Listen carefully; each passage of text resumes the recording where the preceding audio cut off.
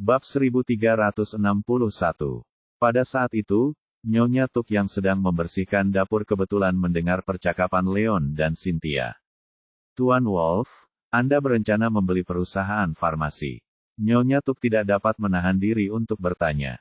Ya, kami memang begitu, jawab Leon. Kebetulan sekali, anak saya kebetulan bekerja di salah satu perusahaan itu. Saya mendengar dia mengatakan bahwa perusahaan mereka tidak berjalan dengan baik selama 2 tahun terakhir. Sepertinya mereka siap menjualnya, kata Nyonya Tuk sambil tersenyum. Benarkah? Hebat sekali. Leon dan Cynthia sangat gembira mendengarnya. Hal-hal baik datang tanpa diduga. Tak satu pun dari mereka menyangka pembantu rumah tangga mereka akan mendapat kabar tentang perusahaan farmasi sebelum mereka sempat menanyakannya. Itu kejutan yang menyenangkan. Nona Tuk, di mana putra Anda? Kita bisa mencarinya sekarang, tanya Leon dengan tergesa-gesa. Dia seharusnya sedang bekerja saat ini. Bagaimana kalau aku memberinya nomor teleponmu? Kamu bisa langsung meneleponnya dan menghubunginya. Saat Nyonya Tuk mengatakan itu, dia memberikan informasi kontak putranya kepada Leon. Nona Tuk, terima kasih banyak untuk ini. Kalau ini berjalan lancar, saya akan berterima kasih dengan sepantasnya nanti. Leon tidak lupa mengucapkan terima kasih lebih banyak lagi setelah mendapatkan informasi itu. Tuan Wolf, Anda terlalu baik. Saya hanya memberitahu Anda beberapa informasi, tidak perlu berterima kasih kepada saya, Nyonya Tuk ragu sejenak sebelum berhenti. Ada apa? Apa ada yang lain? Leon bisa tahu bahwa wanita itu tampak aneh, jadi dia bertanya dengan rasa ingin tahu. Tuan Wolf, saya punya permintaan kecil. Anak saya sudah lama bekerja di perusahaan ini. Dia bekerja sangat keras dan melewati banyak hal untuk menjadi manajer kecil di perusahaan ini. Jika Anda membeli perusahaan ini, saya harap Anda akan membiarkannya terus bekerja di sana. Jangan pecat dia, kata Nyonya Tuk setelah beberapa saat keraguan. Baiklah, itu bukan masalah. Leon setuju tanpa memikirkannya. Jika dia mampu membeli perusahaan itu, mengembangkan manajemen yang baik adalah langkah pertama. Karena putra Nyonya Tuk ada di perusahaan sebagai manajer, dia mungkin cukup cakap. Leon pasti senang memiliki orang seperti itu bersamanya, tidak mungkin dia akan memaksa pria itu untuk berhenti. Tuan Wolf, terima kasih banyak, kata pengurus rumah tangga itu sambil tersenyum. Setelah itu, Leon menelepon putra Nyonya Tuk dan berbicara sebentar tentang situasinya. Kemudian, ia meninggalkan villa bersama Cynthia dan yang lainnya. Di Medicare Pharmaceutical, Leon mengantar Iris dan yang lainnya. Pada saat itu, ada seorang pemuda berusia sekitar 30 tahun menunggu di depan. Dia adalah putra Nyonya Tuk, Otis Tuk. Setelah turun dari mobil, Leon dan yang lainnya langsung berjalan mendekat. Melihat Leon dan yang lainnya, Otis bergegas menghampiri setelah terpukau dengan kecantikan wanita itu. Apakah Anda Tuan Wolf? Saya Otis Tuk. Anda baru saja menelepon saya, tanya Otis. Ini aku, Otis. Halo, maaf merepotkanmu dengan ini. Leon tersenyum dan menyapa pria itu. Tuan Wolf, jangan sebut-sebut. Silakan ikut saya ke ruang tamu, kata Otis sebelum menuntun Leon dan yang lainnya masuk ke dalam perusahaan. Bab 1362. Gareth tidak ada di rumah hari itu. Elisa merasa nyaman, dan Rachel menemaninya. Keduanya tertawa dan mengobrol, dan setelah beberapa saat, Rachel memaksa Elisa untuk tidur. Malam harinya, Rachel tersenyum dan menatap Elisa. Sayang, kamu mau makan apa? Apa saja boleh. Elisa tidak pilih-pilih soal makanan. Baiklah, aku akan mengambilkan sesuatu untukmu. Maaf telah merepotkanmu. Puff, kenapa kamu minta maaf? Aku akan mengingat semuanya. Untuk semua waktu yang telah kusiapkan untuk makananmu, kamu harus membalas budiku dan membuatkanku makanan dalam jumlah yang sama di masa mendatang. Kamu menggaruk punggungku, dan aku akan menggaruk punggungmu, tetapi kamu harus membalas kebaikanku 10 kali lipat. Aku menelepon untuk meminta orang lain menyiapkan makananmu, tetapi kamu harus memasak sendiri untukku. Itu adil, bukan? Kata Rachel, sangat senang dengan dirinya sendiri. Elisa tak dapat menahan tawa. Ya, itu masuk akal. Rahel merasa geli karena dia sering meminta Elisa untuk makan. Dia berkata, "Baiklah, biar aku panggil seseorang untuk membuatkanmu makanan." "Baiklah." Rahel bangkit dan berjalan keluar.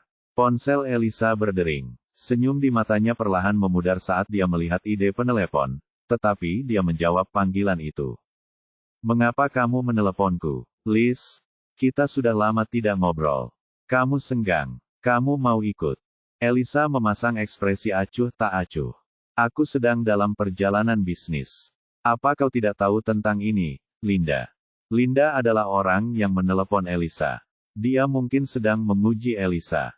"Kamu sedang dalam perjalanan bisnis. Aku diskors dan baru saja meninggalkan rumah sakit, jadi aku tidak terlalu memperhatikan. Aku baru datang bekerja di kantor hari ini." "Selamat. Akhirnya kamu kembali bekerja, Linda. Kali ini, kamu tidak boleh bersikap kasar dan impulsif lagi. Aku khawatir semua orang akan mempermalukanmu, dan kamu akan diskors lagi." Linda ingin memprovokasi Elisa, tetapi dia tidak pernah membayangkan bahwa Elisa akan mengucapkan kata-kata yang begitu menyebalkan. "Dasar wanita bodoh. Dasar wanita tolol." Dia menarik napas dan berkata, "Orang lain mungkin tidak bisa mengerti, tapi kamu harus tahu bagaimana perasaanku saat itu, Liz. Apakah itu benar-benar terjadi karena aku bersikap kasar dan impulsif?" Elisa tersenyum. "Siapa tahu. Pokoknya, aku harap kamu sudah belajar dari kesalahanmu, Linda. Jangan sampai kamu tersandung pada hal yang sama atau orang yang sama. Itu akan membuatmu terlihat sangat bodoh." "Kau," amarah dalam hati Linda tiba-tiba memuncak, tetapi, pada saat berikutnya, dia mengerutkan keningnya erat-erat. Apa maksud Elisa dengan itu? Tersandung orang yang sama. Apakah wanita ini tahu sesuatu? Namun, pada saat berikutnya, dia menggelengkan kepalanya. Itu tidak mungkin. Tidak mungkin Elisa tahu bahwa Linda bekerja dengan orang lain. Linda pasti terlalu banyak berpikir. Dia berkata dengan suara pelan kepada Elisa, "Kapan kamu kembali? Datanglah dan kunjungi kami." Elisa tersenyum. "Kudengar villa dan properti keluargamu telah dijual, dan kau tinggal di rumah sewaan. Apakah Paman Norman memulai bisnis baru? Mengapa keluargamu dalam kesulitan seperti ini?" Linda menjawab, "Apa maksudmu? Dijual? Apakah mereka tinggal di rumah sewa? Bagaimana ini bisa terjadi?" Elisa tersenyum dan berkata dengan tenang, "Aku tidak begitu yakin. Aku hanya mendengarnya saat perjalanan bisnisku." "Mengapa keluargamu menjalani kehidupan yang menyedihkan sekarang?" Linda tercengang. Apakah Elisa mendengarnya dalam perjalanan bisnisnya? Dia bersama Gareth. Apakah Elisa ada di sana ketika Thomas dan Gareth membicarakannya? Kalau begitu apa yang dikatakan Thomas dan Gareth pasti benar. Bab 1363. "Tuan Jones, senang bertemu denganmu." Senyum Leon menegang saat ia mengambil kesempatan untuk menjabat tangan Tony. Dia agak kesal karena diabaikan seperti itu, tetapi karena dia ada di sana untuk membeli perusahaan, dia tidak akan bersikap picik terhadap masalah sekecil itu. "Anda," ekspresi Tony menjadi gelap. Iris dan yang lainnya secantik peri. Dia ingin mengambil kesempatan untuk lebih dekat dengan mereka, tetapi dia dihentikan oleh Leon. Tiba-tiba, dia merasa sangat tidak bahagia, tetapi tidak ada yang dapat dia lakukan. "Semuanya, silakan duduk." Setelah Tony menenangkan diri, ia mencoba menunjukkan sisi pria sejatinya kepada wanita itu. Jadi, ia menekan rasa tidak senang di hatinya. Setelah itu, semua orang mengambil tempat duduknya. "Tuan Jones, mari kita bicarakan tentang pembelian perusahaan," kata Leon lugas. Namun, ia disela sebelum sempat melanjutkan. "Tuan Wolf, benar, Medicare Pharmaceuticals tidak sebesar itu. Kelompok mana dari wilayah selatan yang Anda wakili? Mengapa Anda ingin membeli perusahaan kami?" tanya Tony. Dia dapat melihat bahwa Otis menyapa Leon dengan penuh hormat, dan Leon dikelilingi oleh 4 wanita cantik yang menakjubkan. Fakta bahwa Leon bisa mengumpulkan begitu banyak wanita cantik berarti Leon bukanlah seseorang yang bisa dianggap remeh. Dia merasa Leon mungkin berasal dari salah satu keluarga kuno di wilayah selatan. Dia ingin memanfaatkan kesempatan itu untuk mencari tahu tentang Leon agar negosiasinya lebih mudah. "Saya bukan dari wilayah selatan. Saya Ketua Shinshen Group dari Springfield City. Saya datang untuk membeli perusahaan Anda karena kami sedang berusaha untuk berkembang, kata Leon dengan jujur. Membeli perusahaan bukanlah hal yang mudah. Wajar jika pihak lain ingin mengetahui asal-usulnya. Ia ingin menunjukkan ketulusannya, jadi ia tidak menyembunyikan apapun. Jadi kamu dari Springfield City. Aku sudah lama mendengar bahwa Springfield City penuh dengan wanita cantik. Sepertinya itu benar. Tony menyadari sesuatu. Setelah itu, dia mulai mencibir. Dia mengira Leon mungkin keturunan langsung dari salah satu keluarga seni bela diri kuno. Jadi dia cukup berhati-hati. Namun, ketika dia mengetahui bahwa Leon hanyalah seorang penduduk desa dari kota Springfield, dia mulai memandang rendah Leon. Seseorang seperti Leon memiliki 4 wanita yang sangat cantik bersamanya. Tony tidak bisa menahan rasa iri. Tuan Jones, apa rencanamu menjual perusahaan ini? Leon tidak menyadari seringai di wajah Tony. Dia mempertahankan sikap tulusnya saat langsung ke pokok permasalahan. Harga yang murah. 215 juta. Kata Tony dengan tenang. Ia kembali menunjukkan ekspresi arogannya sebelumnya. 215 juta. Bukankah itu terlalu tinggi? Leon terkejut. Sebelumnya ia mengetahui dari Otis bahwa perusahaannya merencanakan harga sekitar 172 juta, tetapi Tony langsung memberi harga 215 juta. Itu melampaui ekspektasinya. Jika menurutmu harganya terlalu mahal, lebih baik jangan dibeli saja. Tony tertawa. Itu. Leon terdiam. Meskipun Tony tampaknya sengaja menaikkan harga, Leon terburu-buru untuk memulai perusahaan sehingga ia dapat membangun posisinya di wilayah selatan. Selain itu, tambahan 43 juta bukanlah yang terburuk. Dengan kekayaannya, itu bukanlah jumlah yang ia pedulikan. Baiklah, begitulah. 215 juta. Kau setuju? Leon terdiam sejenak sebelum menyetujuinya dengan cepat. Bab 1364. Apakah kamu setuju? Tony terkejut mendengarnya. Dia tidak percaya dengan apa yang didengarnya. Perusahaannya hanya bernilai sekitar 130 juta. Dia sengaja memberi harga setinggi itu karena dia tahu bahwa Leon berasal dari kota Springfield, dan dia meremehkan Leon. Selain itu, dia juga cemburu terhadap wanita-wanita cantik yang ada di dekat Leon sehingga dia ingin mempersulit Leon. Namun, dia tidak pernah menyangka Leon akan menyetujui persyaratannya semudah itu. Itu benar-benar mengejutkannya. Benar sekali. Kapan kita bisa menandatangani perjanjiannya? Kata Leon dengan tenang. Itu. Jangan terburu-buru, aku punya syarat lain. Sulit untuk bertemu dengan seseorang yang mudah tertipu seperti Leon. Tony berencana untuk menyetujui penandatanganan, tetapi ketika dia melihat keindahan di belakang Leon, dia punya pikiran lain, dan tiba-tiba berubah pikiran. Kondisi apa? Leon tak dapat menahan diri untuk bertanya. Tuan Wolf, kalau tidak salah, kurasa keempat wanita cantik ini pasti bawahanmu. Aku sangat menyukai mereka. Asal kau memberiku salah satu dari mereka untuk beberapa malam, aku akan langsung menandatanganinya. Kata Tony sambil tersenyum jahat. Dia langsung menatap para wanita itu. Apa? Bermimpilah. Leon terkejut. Ia membanting tangannya ke meja dan berdiri. Dia ada di sana murni untuk membeli obat-obatan Medicare, tetapi Tony tidak hanya menaikkan harga dengan jahat, tetapi dia juga memandang Iris dan yang lainnya dengan niat buruk. Hal itu langsung membuatnya marah. Tuan Wolf, dia hanya seorang wanita. Dia bukan pacarmu. Apa yang membuatmu emosional? Jujur saja, banyak sekali wanita yang hanya mainan di pasaran.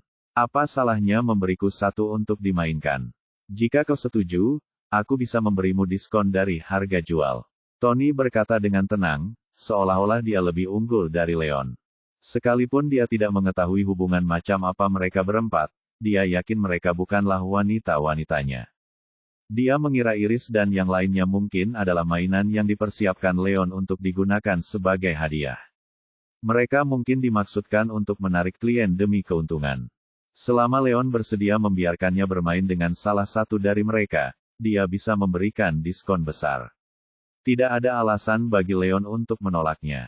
Dasar hina, kau mainannya, seluruh keluargamu mainannya. Iris dan yang lainnya tidak pernah merasa begitu terhina sebelumnya. Mereka semua marah. Ruth khususnya segera mengambil gelas dan memercikkan air ke wajah Tony. Tony tidak dapat bereaksi tepat waktu dan dia basah kuyup. Bajingan, beraninya kau melakukan itu. Tony geram. Ia segera menyeka air dari wajahnya. Mati. Mendengar umpatan Tony, Ruth tidak mungkin akan menerima begitu saja dengan sikapnya. Ia langsung menyerang Tony dengan kekuatan yang luar biasa. Bab 1365. Jangan. Otis tertegun melihat pemandangan itu. Ia bergegas maju dan menghentikan Ruth. Tuan Wolf, Nona-nona, kalian tidak bisa melakukan ini, kata Otis tergesa-gesa. Wajahnya penuh kekhawatiran. Dia hanya seorang manajer kecil di perusahaan. Baik Tony maupun Leon, mereka bukanlah orang yang bisa dia sakiti. Dia adalah perantara bagi Leon untuk membeli perusahaan tersebut. Jika sesuatu terjadi antara Tony dan Leon, dia tidak akan bisa lepas dari konsekuensi apapun. Selain itu, dia sudah lama bekerja di perusahaan itu. Dia tahu bahwa Tony punya latar belakang yang sangat kuat. Tony tidak bisa diganggu. Dia menghentikan Ruth terutama karena dia khawatir Leon dan yang lainnya akan menderita jika mereka terus melawan Tony. Otis, minggir sekarang juga. Kalau tidak, jangan salahkan aku karena berurusan denganmu juga. Teriak Ruth dengan marah. Dia sudah terlalu marah untuk mendengarkan nasihat Otis. Setelah itu, tangannya dipenuhi energi saat dia mencoba mendorong Otis dan menyerang Tony. Ruth, berhenti. Leon tiba-tiba mengulurkan tangan untuk menghentikan serangan Ruth. Leon, apa yang kau lakukan? Mulut orang ini sangat busuk. Aku harus memberinya pelajaran. Ruth melotot ke arah Leon dan berkata, tidak apa-apa, meskipun kesepakatannya tidak jadi, kita tetap harus punya harga diri. Karena dia tidak tulus menjual perusahaannya, lebih baik kita hentikan saja di sini. Kata Leon serius. Dia sangat marah pada Tony. Namun, Otis menolong mereka karena kebaikan hatinya. Jika Ruth melukai Tony, maka Tony akan melampiaskan kekesalannya kepada Otis. Dia tidak ingin menyakiti orang yang tidak bersalah. Tetapi, Ruth masih tidak senang. Cukup. Tidak ada lagi yang perlu dibicarakan. Ayo pergi, kata Leon tegas. Setelah itu, ia meraih lengan Ruth dan membawa semua orang pergi. Kau mencoba pergi. Tidak akan semudah itu. Pada saat itu, Tony berteriak dengan dingin. Dia berjalan tepat di depan pintu dan menghentikan Leon dan yang lainnya untuk pergi. Tony, apa yang ingin kau lakukan? Tanya Leon dingin. Bagaimana menurutmu? Kau mencoba pergi setelah menyiramku dengan air. Tidak semudah itu, Tony mencibir. Dia tahu bahwa Leon hanyalah orang desa. Dengan jabatannya, tidak mungkin dia akan takut pada Leon. Fakta bahwa Leon ingin menghindari masalah menyebabkan Tony menjadi semakin sombong. Lalu apa yang kamu inginkan? Tanya Leon. Sederhana saja, aku ingin menjauh dari wanita-wanita ini. Jika kau meninggalkan mereka berempat di sini sebagai permintaan maaf, aku bisa mempertimbangkan untuk melupakan ini. Kalau tidak, kamu tidak akan bisa keluar dari tempat ini hari ini. Kata Tony dengan arogan. Sebelumnya, ia hanya meminta satu dari keempatnya dari Leon. Namun, ia akhirnya menemukan alasan untuk mendapatkan keempatnya demi kesenangannya. Memikirkannya saja membuatnya pusing dan bersemangat. Bagaimana kalau aku menolak? Kata Leon dengan frustrasi. Dia hanya ingin menghindari masalah karena dia tidak ingin membebani Otis. Namun, Tony tampaknya tidak menyadarinya.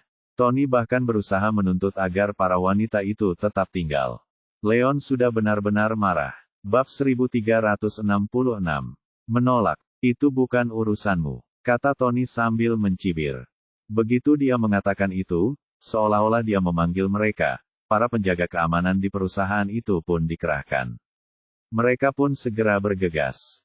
Tangkap mereka, kata Tony sambil melambaikan tangan saat memerintahkan para pengawal muda itu. Ya, para penjaga itu menerima perintah itu dan langsung menyerang Leon dengan ekspresi garang. Mati, Leon tersenyum marah. Dia bahkan tidak repot-repot menggunakan energi spiritualnya, tidak perlu.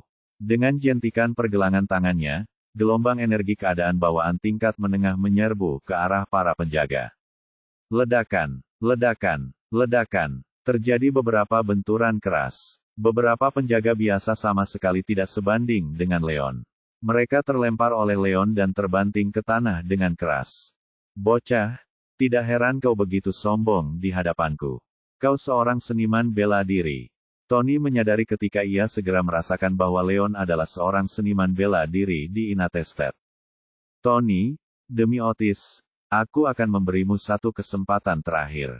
Jika kau tahu apa yang terbaik untukmu, mintalah maaf kepada Iris dan yang lainnya sekarang juga, dan aku akan mempertimbangkan untuk melepaskanmu. Jika tidak, kau akan menanggung akibatnya. Kata Leon dingin. Ada kilatan pembunuh di matanya. Haha, bocah, beraninya kau bicara begitu sombong sebagai seorang seniman bela diri di alam bawaan tingkat menengah. Kurasa kau sudah muak hidup. Sangat mudah bagiku untuk membunuh semut sepertimu.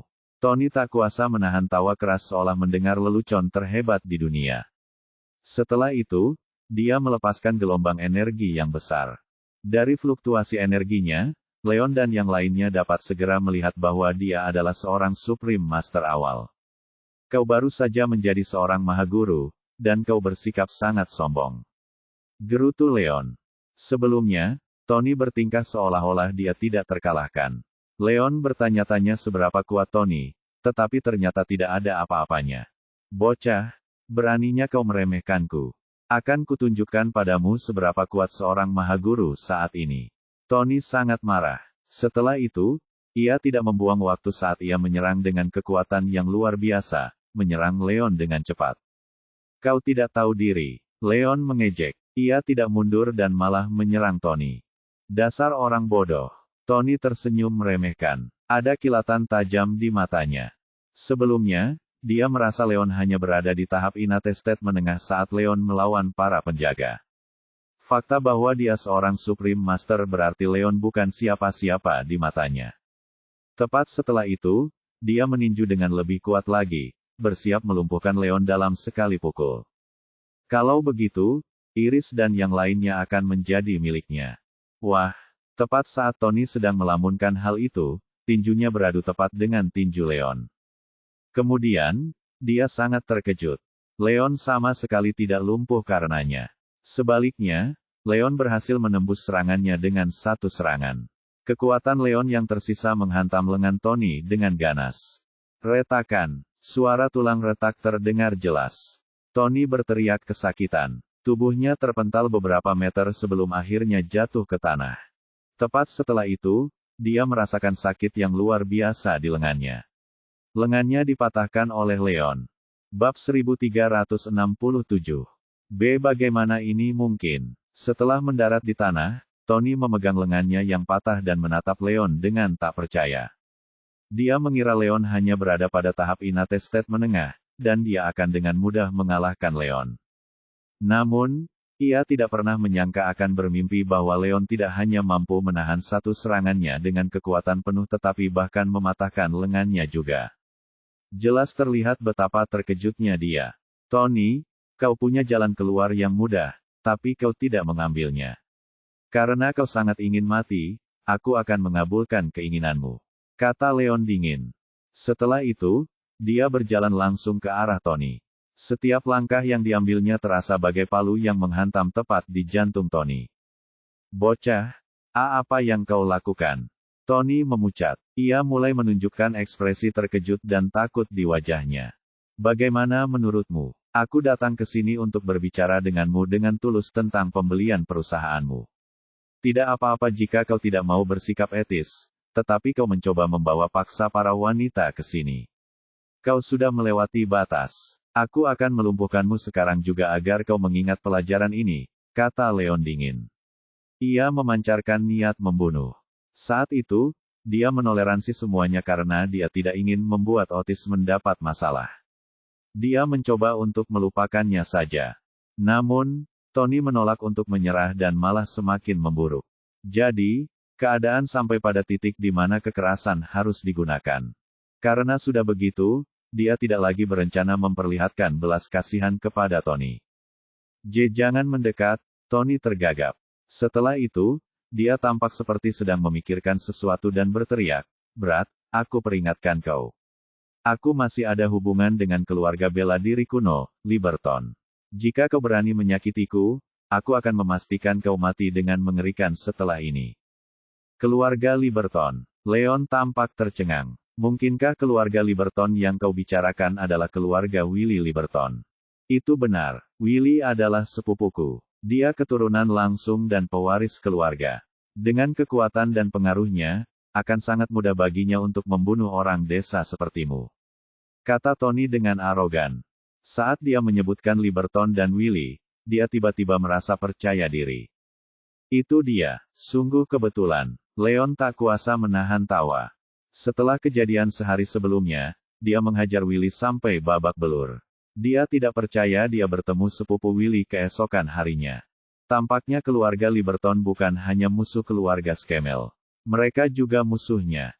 Bocah, apa yang kau tertawakan? Apa kau mulai takut sekarang? Tony mengira Leon takut dengan nama Liberton saat melihat ekspresi aneh Leon. Tiba-tiba ia merasa sangat percaya diri. Ia kembali menjadi sombong seperti sebelumnya. Willy bukan siapa-siapa di mataku. Dia tidak pantas membuatku takut. Leon mendengus. Matanya penuh dengan penghinaan. Tidak masuk akal. Siapa yang berani menginjak-injak wilayah kita? Tepat setelah itu, suara dingin tiba-tiba terdengar. Seorang pria muda di kursi roda datang bersama dua penjaga yang berpenampilan mengesankan. Pria muda itu adalah Willy Liberton. Bab 1368. Willy, kamu di sini. Ini hebat.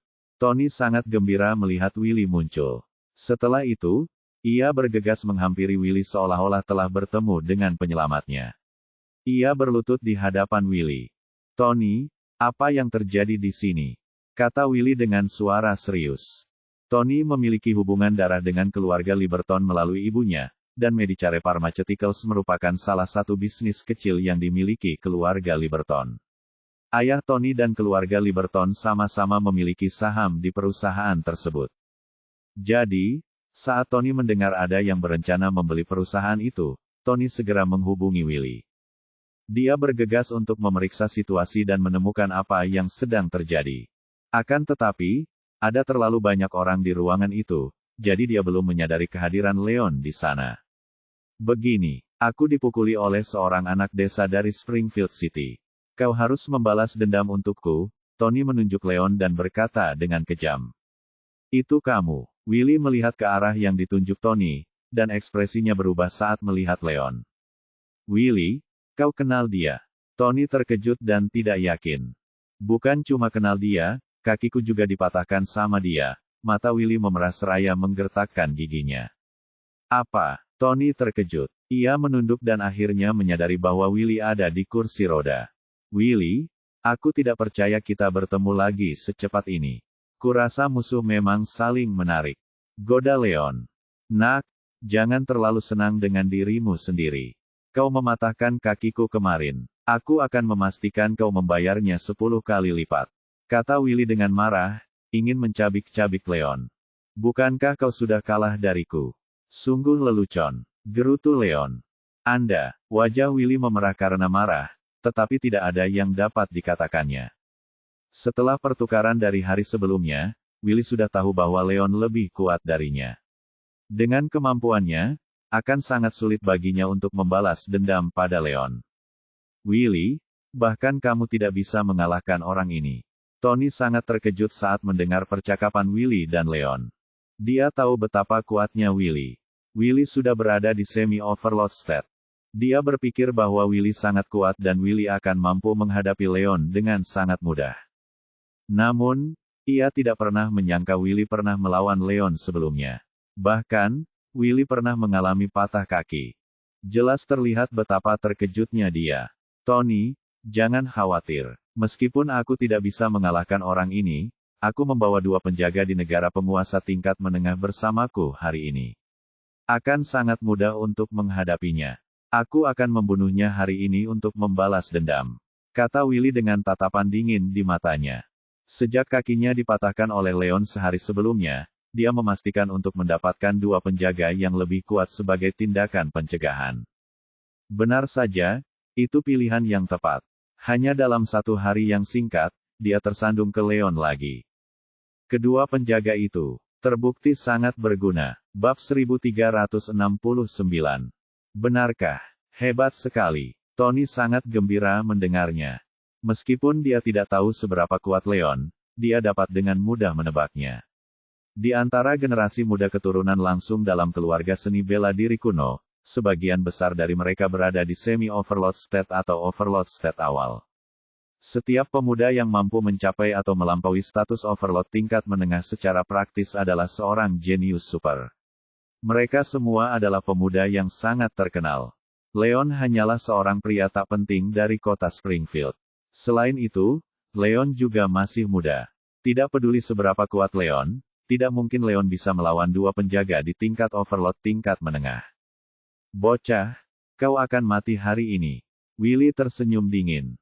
Setelah itu, dia menoleh ke arah para penjaga dan memerintahkan, bantu aku melumpuhkan orang ini. Selama kalian tidak membunuhnya, apapun yang kalian bisa. Willy tahu bahwa Leon adalah kerabat keluarga Schemmel. Jika dia membunuh Leon, keluarga Schemmel tidak akan membiarkan masalah ini begitu saja. Jadi, untuk menghindari memprovokasi keluarga Schemmel, dia perlu memastikan Leon masih hidup saat itu. Ya, atas perintah Willy, para pengawal segera maju, mengapit Leon dari depan dan belakang. Kau mencoba berurusan denganku dengan dua antek ini. Willy, kau bodoh. Ejek Leon, sama sekali tidak terganggu oleh para penjaga itu. Itu benar. Dengan keterampilannya dan semua cara yang dia lakukan untuk melindungi dirinya, dua penjaga di tingkat menengah overload tidak cukup untuk menjadi ancaman baginya. Bocah nakal, apa kau meremehkan kami berdua? Mati kau. Kedua penjaga itu sangat marah. Meskipun negara penguasa tidak begitu penting di wilayah selatan, mereka masih bisa dianggap kuat.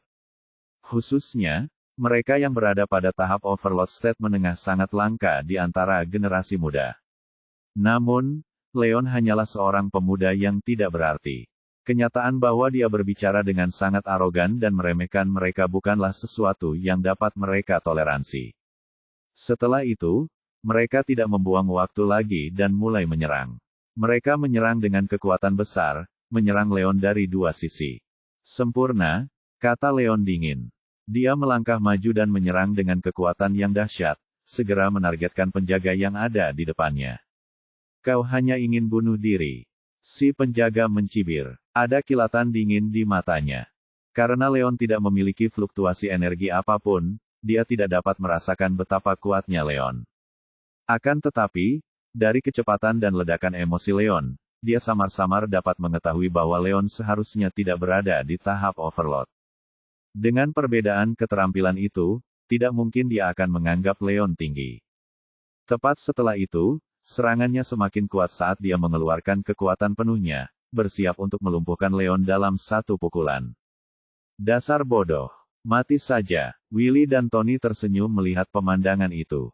Senyum mereka sangat bahagia. Mereka berdua tahu bahwa Leon tidak sebanding dengan para penjaga dalam hal kecepatan atau ledakan. Jika Leon mencoba mengulur waktu, dia mungkin mampu bertahan dalam beberapa pertukaran. Namun, Leon terlalu bodoh. Dia mencoba menghadapi mereka secara langsung. Itu sama saja dengan bunuh diri. Jika tidak ada kejutan, Leon mungkin akan lumpuh karena pukulan berikutnya. Namun, sebelum mereka selesai berbahagia, mereka benar-benar terkejut dengan apa yang terjadi selanjutnya. Bab 1370. Wah, dengan bentrokan yang hebat, penjaga dari depan segera melewati energi spiritual pada serangan pertama Leon dan menghantam tepat ke dada Leon. Leon tidak panik sama sekali, bergerak sedikit untuk menerima pukulan dengan cermin penguasa.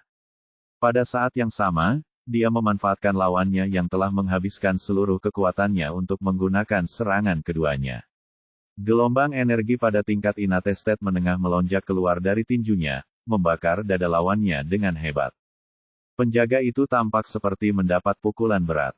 Dia langsung memuntahkan darah, dan tubuhnya terpental beberapa meter, menghantam tanah. Tepat setelah itu, dadanya terasa nyeri hebat. Setidaknya beberapa tulang rusuknya patah karena pukulan Leon. Bagaimana ini mungkin? Willy dan Tony membelalakkan mata mereka saat melihat pemandangan itu. Mereka benar-benar terkejut. Mereka mengira Leon akan mati, tetapi mereka tidak pernah menyangka Leon akan keluar tanpa cedera dan bahkan berhasil melukai penjaga yang berada di tingkat penguasa tingkat menengah. Bagaimana ini bisa terjadi? Mungkinkah orang ini sudah lebih kuat dari negara penguasa tingkat menengah? Tapi dia masih sangat muda. Bagaimana dia bisa sekuat itu? Willy dan Tony keduanya terjebak dalam keterkejutan mereka. Meskipun mereka tidak tahu bagaimana Leon menang, mereka tahu sesuatu dengan sangat baik. Fakta bahwa Leon dapat mengalahkan penjaga yang berada di tingkat overlord tingkat menengah berarti bahwa Leon mungkin setidaknya lebih kuat daripada tingkat overlord tingkat menengah. Leon baru berusia sekitar 25 tahun, tetapi dia sudah sangat kuat. Sungguh luar biasa. Itu bukan hal terpenting. Hal terpenting adalah Leon adalah musuh mereka. Semakin kuat Leon, semakin buruk bagi mereka. Jika Leon dapat mengalahkan kedua penjaga itu, tidak ada hal baik yang menanti mereka. Dengan mengingat hal itu, keduanya menggigil. Hati mereka hancur dan mereka merasa sangat putus asa. Bocah, saatnya mati. Tepat saat mereka merasa putus asa, teriakan dingin tiba-tiba membangunkan mereka. Penjaga di belakang memanfaatkan kesempatan saat Leon mengalahkan rekannya. Serangannya sudah sangat dekat saat ia mengarahkan serangan ke punggung Leon. Baiklah, dilakukan dengan sangat indah. Singkirkan dia. Willy dan Tony sangat gembira melihatnya. Keputusasaan mereka benar-benar hilang. Meskipun mereka berdua menyadari bahwa Leon sangat kuat, kedua penjaga itu juga tidak lemah. Leon fokus pada penjaga di depan, membiarkan punggungnya terbuka sepenuhnya. Itu adalah kesempatan yang sempurna bagi penjaga lainnya. Itu menyebabkan Leon berada dalam situasi putus asa. Jika penjaga dari belakang mendaratkan serangannya, Leon akan jatuh tidak peduli seberapa kuat dia. Kalau begitu, mereka akan langsung membalikkan keadaan.